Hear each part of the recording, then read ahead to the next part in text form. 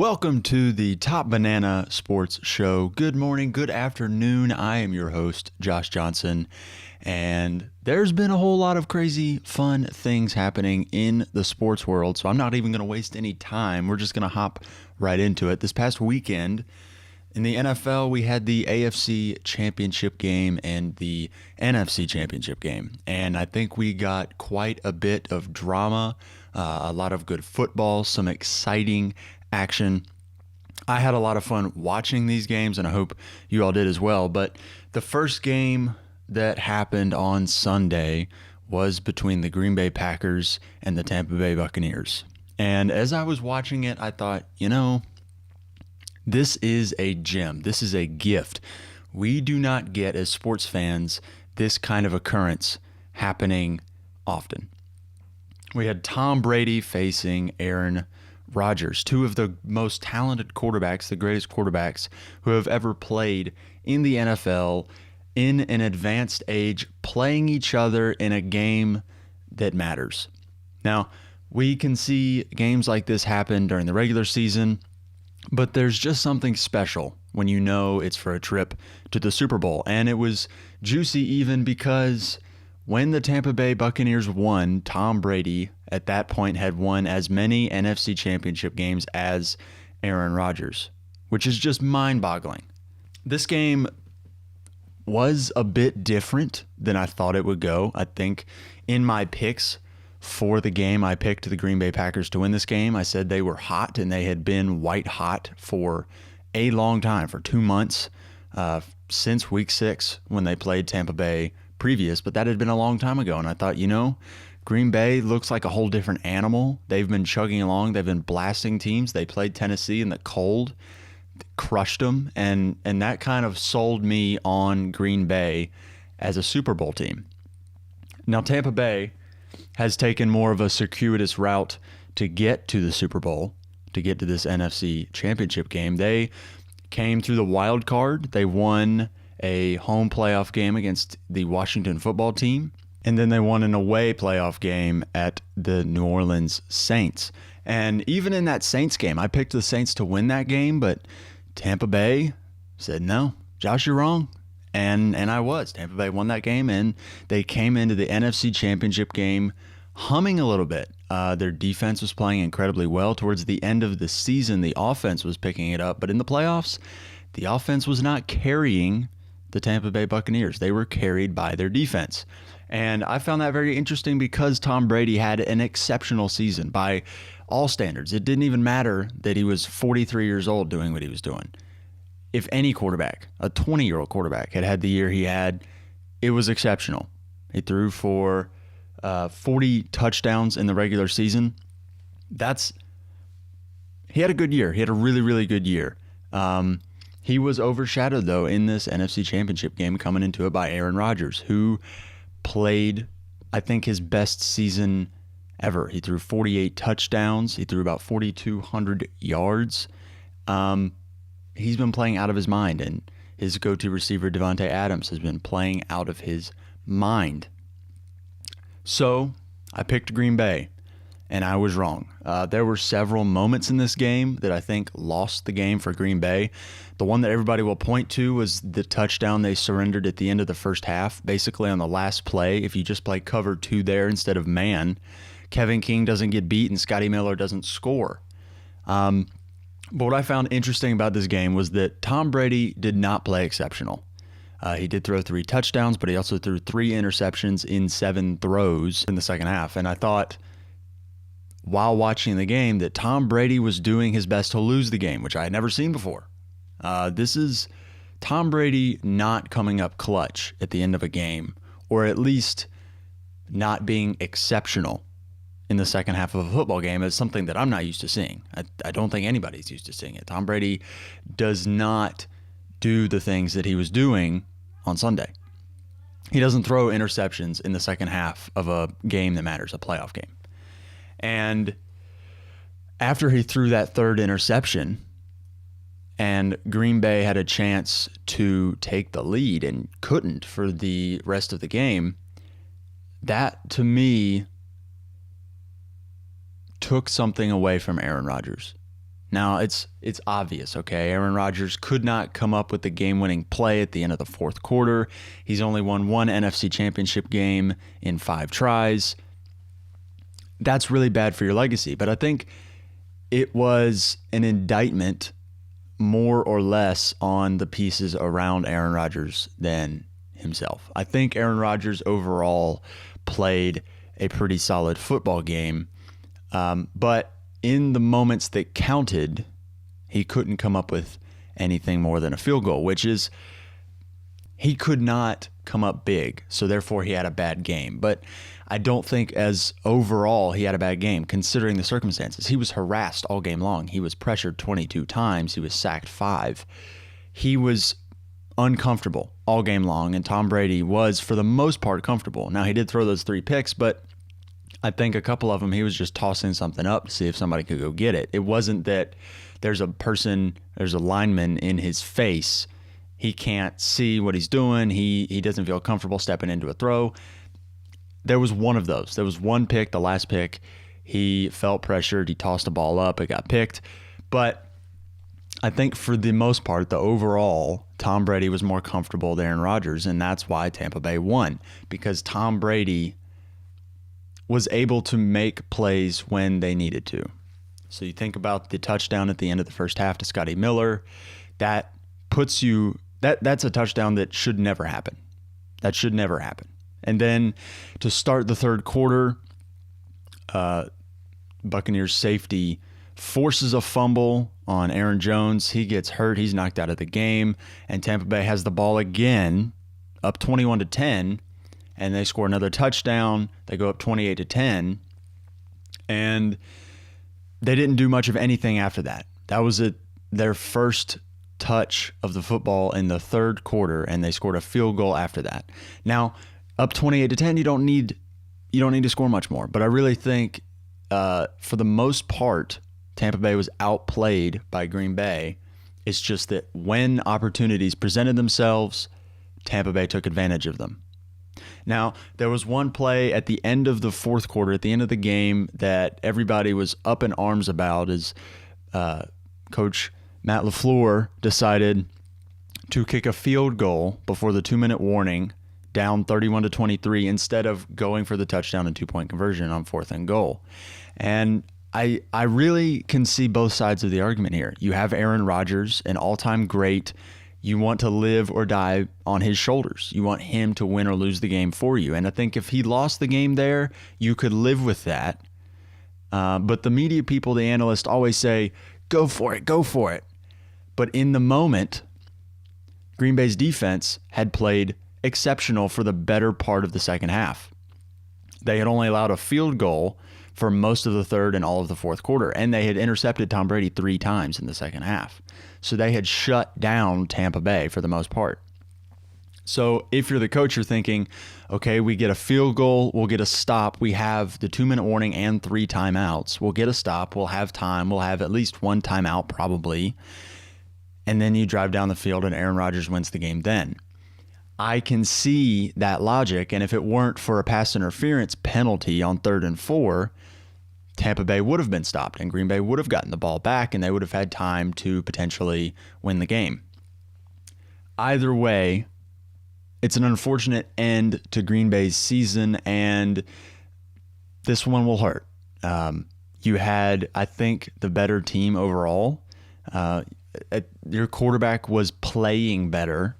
Now, the argument of greatest of all time, that's separate, but this season right now, Aaron Rodgers was playing better football than Tom Brady, and that offense was absolutely humming. They were cooking. They destroyed the Rams 32-18 in the divisional round. They had been absolutely cooking, and that's going to be a tough loss for Packers fans to swallow. It is reload next year and try again. Your Super Bowl window is still open, but you're going to have to add another weapon for Aaron Rodgers so that when Devontae Adams gets shut down, like he was held in check for the most part against Tampa Bay, you got to have another option. Now, they had Robert Tonyan step up this year, but they need one more option for Aaron Rodgers, and they could get back to where they were on Sunday. The other game that happened Sunday was the AFC Championship game between the Buffalo Bills and the Kansas City Chiefs. And leading up to the game, a lot of people were very high on the Buffalo Bills. They had been playing incredibly well. They had, since the Arizona Cardinals game, they had not lost. And aside from a DeAndre Hopkins Hail Mary touchdown, I want to say they were 11-0. Now, if you counted that as a win, which you obviously can't do because they lost, if you count that as a win, 11-0 in their last 11. And I think I saw a stat that said that this season they were 15-2 against all teams not named Kansas City. They were on a roll, and a lot of people were high on their chances to upset the Kansas City Chiefs. But I think, as everyone expected, maybe against your own will, you knew Patrick Mahomes was going to play well. Kansas City was going to find a way to kind of inject some life into their running game. They were going to be able to put up points. And I think we all knew if Buffalo was going to win, they were going to have to score at least 35 points. And they were absolutely shut down. The final score tells a different story even than the story of the game. Kansas City won 38-24, but in all honesty, they dominated the Buffalo Bills. They went on a 38-6 run after Buffalo started out with a lead. I want to say Buffalo led 6-0 early, and then, or no, they led, was it 9-0? Something like that, 6-0, 9-0. And then Kansas City went on a 38-6 run after that point, and they just dominated. It was very interesting to me because for the most of the second half of the season, folks were doubting Kansas City's ability to do what they did on Sunday because they just weren't blowing anybody out. They weren't being dominant in games that they should be beating people. Against Atlanta, it took a game-winning field goal. I think they won 9 consecutive one-score games to close out the season, aside from the Week 17 game that just really didn't count. They were close with a lot of teams they should not have been. And, I'll even call myself out. I think I even thought, they don't look as dominant as they did a year ago. And you never want to lean on a team, or you never want to count on a team flipping a switch and just all of a sudden being their potential. But they remind me a lot of the Golden State Warriors of 2017, 2018 with Kevin Durant, where everybody knew they were the best team, but they weren't always looking like the best team. And so people were saying things like, well, they're going to lose. They're not going to make it to the finals even, or they're going to lose in the finals to LeBron James and the Cleveland Cavaliers. And I think everybody in their subconscious knew that there's no way that would happen, that Golden State was far too talented, far too good for that ever to happen. But it just seemed with the eye test that they weren't playing as good as they could be. And that's what Kansas City felt like towards the end of the year this season. But I think, like with the Golden State Warriors, everybody knew Kansas City was going to pick it up and they were going to eventually flip a switch. And that's what they did on Sunday. And now we get the glorious matchup of Patrick Mahomes and Tom Brady in the Super Bowl. And this isn't the matchup that I would have necessarily asked for before Sunday afternoon, Sunday night. But now that we've got it, I'm incredibly excited for this Super Bowl. Most of you will know that in Patrick Mahomes' rookie year, the year he won the MVP and threw 50 touchdowns, Kansas City met Tom Brady's Patriots in the AFC Championship, and in a thrilling game, Tom Brady and his Patriots beat Kansas City in Arrowhead. And since that game, Kansas City and Tom Brady have played each other a couple of times, and the whole time it's just a rematch of that game. And now we get the opportunity to see them face each other for all the marbles, literally. And I won't make any predictions yet, but I'm incredibly excited for that Super Bowl. Now, one other thing that I want to touch on is after the playoffs, there were several teams that still have their Super Bowl windows open, and I kind of wanted to look and see which teams are about to step into a Super Bowl window or potentially could, making one move here or there. It's not teams like the Bears that need, a host of things for their Super Bowl window to open, namely a quarterback and a receiver. It's not going to be that. They are one small part away, or it is conceivable that in the offseason they could step into a Super Bowl window, and then also the teams that still have their Super Bowl window open. So there are some obvious ones. The Chiefs, their Super Bowl window is wide open. You have Patrick Mahomes, you have Tyreek Hill, you have Travis Kelce. With that combination and a serviceable defense and offensive line, you're going to have a Super Bowl window open. Patrick Mahomes is the most talented quarterback I have ever seen. Their window is wide open. The Green Bay Packers Super Bowl window is also still open. I think as long as Aaron Rodgers is their quarterback, they'll have a chance to go to the Super Bowl. They've made it to the NFC Championship game 2 years in a row, even though 2 years ago against the 49ers, I don't think anybody gave them a chance to win that game, and they ultimately got blown out. They cannot seem to get to the Super Bowl, but I think when Rodgers plays even 80% of what he played this year, they have a chance to go to the Super Bowl.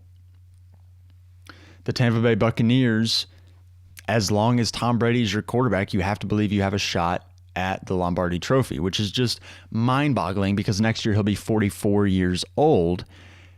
That team is still loaded. That defense has carried them in the playoffs. Their offensive line has performed, for the most part, exceptionally well. They have running backs. They have 3 good receivers. The back end of their defense has been maligned, but, Whitehead, their safety, forced 2 fumbles Sunday against Green Bay. They come up with plays when they need to. They're opportunistic, and they make opponents' quarterbacks feel incredibly uncomfortable. The Seattle Seahawks, as long as you've got Russell Wilson, your Super Bowl window is open. I think Russell is talented enough that he can carry a team, but they still do need to do a couple things to keep that window open. They need to hire a good offensive coordinator. Don't hire Adam Gase. And they need to, frankly, they need to get better on the offensive line. Their line has been bad for 3 or 4 years. It needs to get better. It's old. Mike Upati and Dwayne Brown are on that offensive line, and for all we know, they could retire going into this offseason. They need help there on the offensive line, but also they need to be less predictable. They would run, and throw a deep shot. Run, throw a deep shot. That was their offense this year, and it worked initially to start out the year because they were diversifying their offense a little bit. They were throwing shorter routes. They weren't just throwing deep balls. Towards the end of the year, they kind of leaned back into run, throw a play action deep shot. And teams just said, we're not going to let you do that. We're going to play cover 3, cover 2, and we're not going to let you go deep on us. Seattle needs to figure out how to diversify their offensive approach and play to Russell Wilson's strengths in order to keep their window open. The Buffalo Bills, their Super Bowl window is wide open. You have Josh Allen, you have Stephon Diggs. They're young. When you have a quarterback as good as Josh Allen at 25 years old, you have an opportunity to win a Super Bowl. They need to work on that defense. I think you need an extra pass rusher, and you could probably also use another corner. But that team overall is set up to compete for years to come. And hopefully for Bills Mafia, it's not the Jim Kelly Bills of the 90s where they are competing, and can never get to win that big game. Hopefully the Bills can finally get one. The last team that I think their Super Bowl window is wide open is still the Baltimore Ravens. Lamar Jackson is a weapon. Now, they have only averaged 13 points a game in the playoffs, so I think you do need to work on that offensive scheme a little bit, revamp it a little bit. You've got to be able to throw to receivers more. You have to be able to throw outside the numbers. Teams know Lamar Jackson wants to throw to his tight ends up the seam or in the middle of the field, and they're just not allowing that to happen. They're packing the middle of the field and daring him to make outside throws. Lamar Jackson has to be able to make throws outside the numbers, and he's not shown a consistent willingness to do that. And when you are so reliant on one aspect of your offensive game plan, teams are going to know that, and they're going to find a way to shut it down. Even if Lamar Jackson is the most nuclear weapon in the NFL, they're going to figure out a way to limit the running game. You've got to be able to balance it out. We saw that with the Bills. They couldn't run the ball enough to sustain their offense against the Chiefs, and Baltimore has to figure out a way to throw the ball to complement their running game. Now, I've got 3 teams that I think could step into a Super Bowl window as early as next year, or just with 1 or 2 moves. I think they're very, very close, and they're right there. They're right there. The first team that I think could step into a Super Bowl window is the Cleveland Browns. I know what you're saying. It's the Browns. They're going to find a way to screw it up.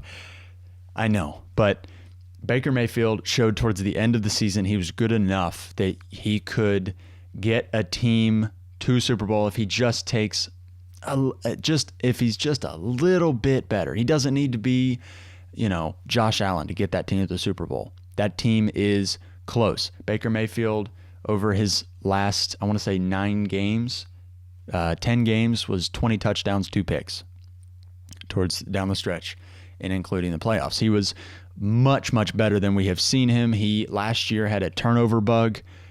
This year he figured out a way to stop turning the ball over. He was much more judicious with the football. And I think Kevin Stefanski is their guy. He's the coach for Cleveland's future, and he has shown that he can turn around that culture. That team was talented. It just needed a culture shift. Now, Cleveland does need help on defense. The back end is sparse. They are getting Grant Delpit back from injury. He was hurt all year. They have Ronnie Harrison, so they'll have their safeties, I think, taken care of. They need another corner. Denzel Ward was hurt too often this year to be the only good corner on that roster.